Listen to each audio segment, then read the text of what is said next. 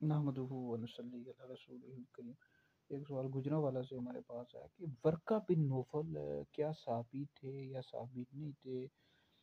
ورقہ بن نوفل ام المؤمنین حضرت سیدہ خدیجہ الکبریٰ رضی اللہ تعالی عنہا کے چچا زاد بھائی تھے۔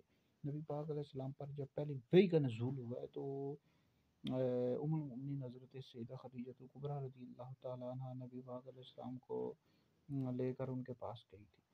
تو ورقہ بن نوفل کے حوالے سے مستدرک علی صحیحین میں حدیث موجود ہے کہ ورقہ بن نوفل کو گالیاں نہ دو، میں نے ان کے لیے ایک جنت یا دو جنتیں دیکھی ہے۔ تو ان کے صحابی ہونے یا نہ ہونے کے حوالے سے اختلاف ہے، اور امام بغوی نے، امام طبری نے علی صاحب موجود ہے کہ ان کو صحابی لکھا ہے، اور دوسرا قول یہ ہے کہ صحابی نہیں تھے، اہل فطرت، اہل فطرت میں سے تھے، مطلب عقیدہ توحید پر قائم تھے اور مذہب عیسائیت پر قائم تھے۔